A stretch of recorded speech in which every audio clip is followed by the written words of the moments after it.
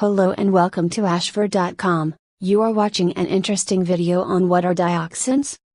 Why are people concerned about dioxins? Please read this disclaimer carefully. According to a new study conducted by health economists at the University of East Anglia and the Centre for Diet and Activity Research in the UK, walking or cycling to work is better for people's mental health than driving. Dioxins refers to a group of chemical compounds that share certain chemical structures and biological characteristics. Several hundred of these compounds exist and are members of three closely related families: the chlorinated dioxins, CDDs, chlorinated furans, CDFs, and certain polychlorinated biphenyls, PCBs. Sometimes the term dioxin is also used to refer to the most studied and one of the most toxic dioxins, 2,3,7,8 tetrachlorobenzoyl-P-dioxin, TCDD. CDDs and CDFs are not created intentionally, but are produced inadvertently by a number of human activities. Natural processes also produce CDDs and CDFs. PCBs are manufactured products, but they are no longer produced in the United States. Dioxins are formed as a result of combustion processes such as commercial or municipal waste incineration and from burning fuels, like wood, coal or oil. The draft dioxin reassessment makes the finding that anthropogenic emissions dominate current releases in the United States, but acknowledges the need for more data on natural sources. Dioxins can also be formed when household trash is burned and as a result of natural processes such as forest fires. Chlorine bleaching of pulp and paper, certain types of chemical manufacturing and processing, and other industrial processes all can create small quantities of dioxins. Cigarette smoke also contains small amounts of dioxins. Over the past decade, EPA and industry have worked together to dramatically reduce dioxin emissions. It is important to note that dioxin levels in the United States environment have been declining for the last 30 years due to reductions in man-made sources. However, dioxins break down so slowly that some of the dioxins from past releases will still be in the environment many years from now. Because dioxins are extremely persistent compounds, levels of dioxins still exist in the environment from both man-made and natural sources. A large part of the current exposures to dioxins in the United States is due to release of man-made dioxins that occurred in the past, even decades ago. Even if all human-generated dioxins could somehow be eliminated, low levels of naturally produced dioxins will remain, as will reservoirs. EPA is working with other parts of the government to look for ways to further reduce dioxin levels entering the environment and to reduce human exposure to them. Why are people concerned about dioxins? Studies have shown that exposure to dioxins at high enough doses may cause a number of adverse health effects. Because dioxins from natural and anthropogenic sources have been widely distributed and exist throughout the environment since the early 1900s, and before, almost every living creature, including humans, has been exposed to dioxins. CG9. The health effects associated with dioxins depend on a variety of factors including, the level of exposure, when someone was exposed, and how long and how often. Because dioxins are so widespread, we all have some level of dioxins in our body. The most common health effect in people exposed to large amounts of dioxin is chlorine. Such levels have typically been the result of accidents or significant contamination events. Chlorine is a severe skin disease with acne-like lesions that occur mainly on the face and upper body. Other effects of exposure to large amounts of dioxin include skin rashes, skin discoloration, excessive body hair, and possibly mild liver damage. One of the main health effects in question for dioxins is the risk of cancer in adults. Several studies suggest that workers exposed to high levels of dioxins at their workplace over many years have an increased risk of cancer. Animal studies have also shown an increased risk of cancer from long-term exposure to dioxins. Finally, based on data from animal studies, there is some concern that exposure to low levels of dioxins over long periods, or high-level exposures at sensitive times, might result on reproductive or developmental effects. What happens to dioxins when they enter the environment? When released into the air, some dioxins may be transported long distances. Because of this, dioxins are found in most places in the world. When dioxins are released into water, they tend to settle into sediments where they can be further transported or ingested by fish and other aquatic organisms. Dioxins decompose very slowly in the environment and can be deposited on plants and taken up by animals and aquatic organisms. Dioxins may be concentrated in the food chain so that animals have higher concentrations than plants, water, soil, or sediments. Within animals, dioxins tend to accumulate in fat. How might I be exposed to dioxins? Most of the population has low-level exposure to dioxins. Although dioxin is an environmental contaminant, most dioxin exposure occurs through the diet, with over 95% coming through dietary intake of animal fats.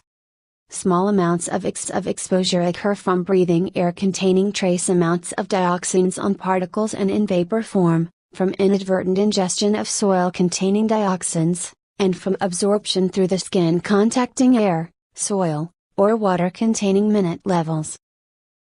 Do all dioxin compounds pose the same amount of danger? No. Different dioxin compounds have different toxicities, and dioxins are most often found in mixtures rather than as single compounds in the environment. The most toxic forms of dioxin are 2,3,7,8 TCDD and 1,2,3,7,8 PCDD. Scientists use a shorthand method for comparing the toxicity of different types or mixtures of dioxins to the toxicity of 2,3,7,8 TCDD and 1,2,3,7,8 PCDD. This method is called the toxicity equivalence or TEC. Have we made progress in reducing environmental dioxins? Yes. Dioxin levels in the United States environment have been declining for the last 30 years due to reductions in man-made sources. In fact, as a result of the efforts of EPA, state governments and industry, known and quantifiable industrial emissions of dioxin in the United States have been reduced by more than 90% from 1987 levels. However, dioxins break down so slowly that some of the dioxins from past releases will still be in the environment many years from now. Dioxins that remain in the environment from past releases are sometimes called reservoir sources of dioxins.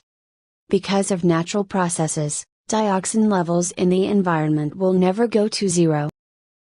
Based on recent measurements in a few states, it appears that levels in our bodies are going down too. We are continuing to monitor to see if these trends continue. Because of background occurrence of dioxin in the environment, the levels will probably never go to zero. What is meant by natural background and current background for dioxins? In addition to man-made sources, natural processes, such as brush and forest fires, produce dioxins. The term natural background for dioxins refers to the dioxins that are in the environment because of these natural processes. We do not know what the natural background level of dioxins is. The term current background refers to the level of dioxin in the environment today. Current background is primarily made up of dioxins from man-made sources. What are the major sources of dioxins? The amounts of dioxin released from various sources have changed significantly over time.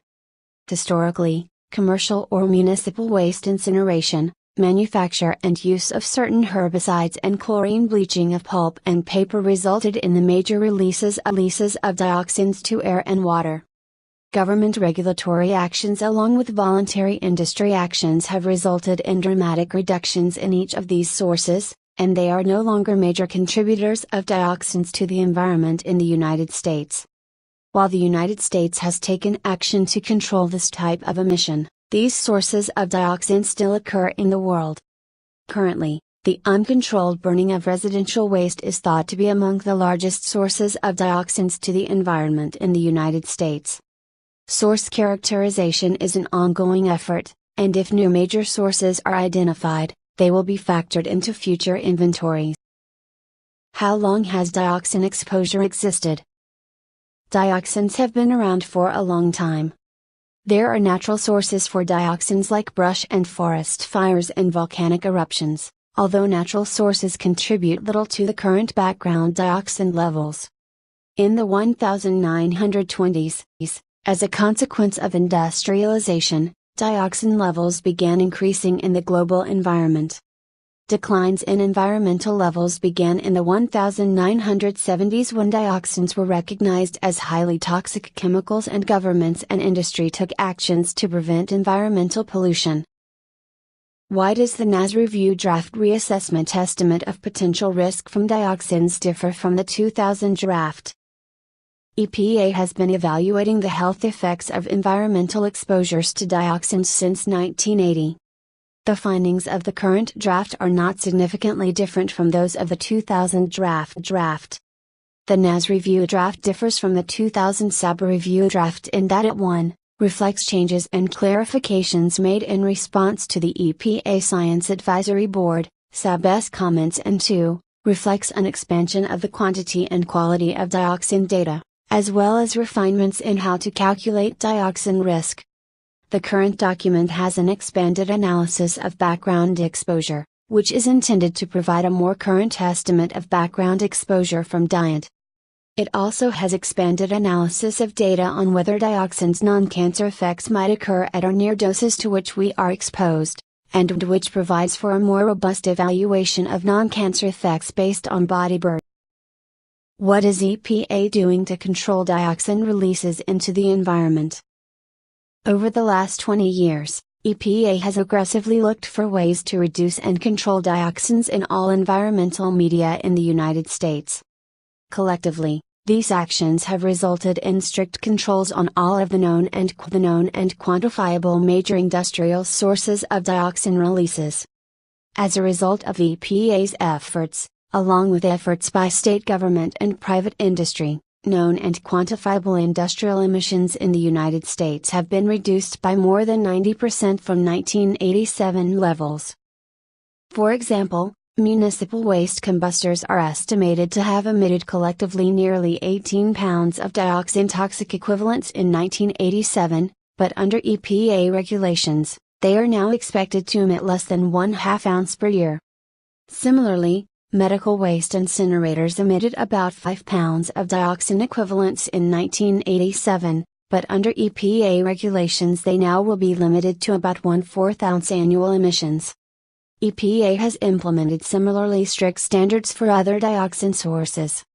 Through expanded monitoring and research collaboration with the Food and Drug Administration, FDA, the Food Safety and Inspection Service, FSIS, and the Centers for Disease Control and Prevention, CDC, EPA is also making progress in characterizing additional. Should I, or can I, find out what my dioxin levels are? We do not recommend dioxin testing. Tests for measuring dioxin levels in humans are not routinely available. Laboratories that offer dioxin testing generally are not certified for that testing, as is required for clinical laboratories doing medical testing. Furthermore, their detection levels may not be low enough to detect dioxin levels that occur in the general population. How can I reduce my personal dioxin levels? We recognize that individuals might be concerned about their potential dioxin exposure. Dioxins have existed in our environment for a long time. We all have some levels of dioxins in our bodies. Environmental dioxin has declined significantly since 1987, and recent measurements in a few states indicate that levels in our bodies are going down as well. Unfortunately, there are no safe and effective treatments to dioxins now in humans. Dioxins metabolize slowly, over years, but reduction of exposure reduces dioxin levels over time. The best way to reduce your personal dioxins level, and your risk from dioxins, is to reduce exposure and intake of dioxins. Although dioxins are an environmental contaminant, exposure most often occurs through the food by consumption of animal fats.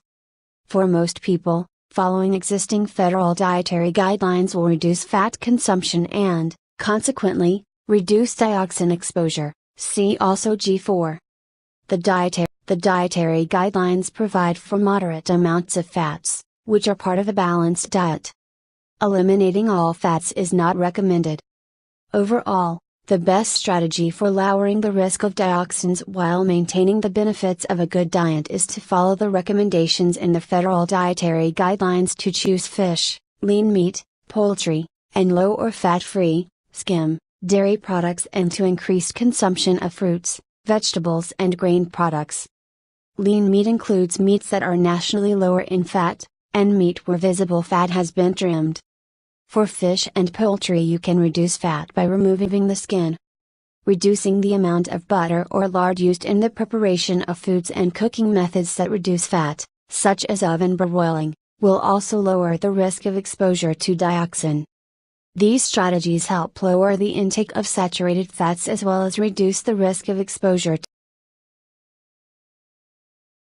References